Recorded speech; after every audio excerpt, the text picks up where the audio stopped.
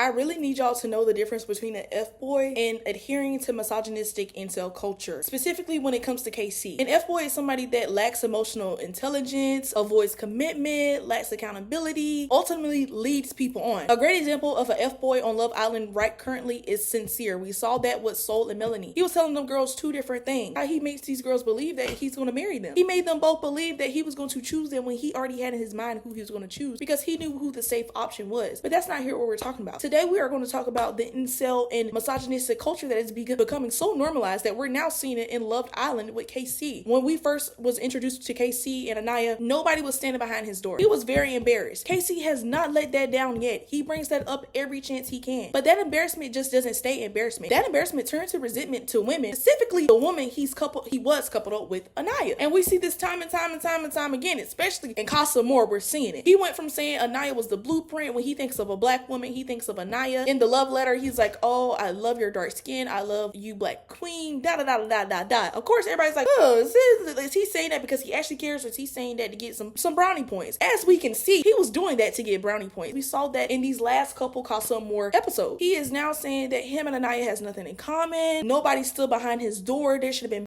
lined up at his door. He even saying that Anaya is giving all to that bombshell in one day that he never got, that he took weeks to get. Even then, he did take weeks to get because he literally kissed Anaya in the first few episodes. We saw that. So what is he talking about? A red flag that should have stopped everybody right then and there is when he called that girl a grandma. A lot of y'all are going to try to gaslight us to believe that he was trying to say that she was a grandma because she was asleep. That's not what he said. Listen to what he said, not what Corbin said. Because Corbin was the one that pointed out she was asleep after they laughed that Casey called her a grandma for not giving him any play. And now we see he believed he deserved play because he spoke life into her. Because he said, oh, girl, you are my beautiful black queen. Spread them legs open. That is a big thing in incel and misogynistic culture. That is the whole thing of incel. They believe just because they compliment to you, because they are this performative nice guy, they trick you to believe they're really nice. And as soon as you don't take that bait, done. Now they're disrespectful. Now they're mean. Now they're spewing hate towards women, aka what Casey is doing in Casa Amour. Like, let's forget the two girls that he kissing and all that too, Sydney and Titi. Let's forget those two. Let's just talk about his comments on Anaya alone. But really, if you want to talk about those two, look how he treated Titi that early on. He's not a nice guy. He's showing y'all he's not a nice guy, but y'all refuse to believe it. For some reason, I don't get it. It's not even to harp on KC, but it really is to harp on how normal this incel misogynistic culture is becoming. Because years ago, these men would be embarrassed to say this on live television, knowing they have 3, 4, 5, 6, 7, 8, 9, 10 cameras in their faces. They would not say all this what they're saying. Casey and Corbin would not be saying all this on live television. Y'all say, oh, this is how boys talk. If that's how y'all talk on live television, knowing you being recorded, because imagine what you saying when nobody's around.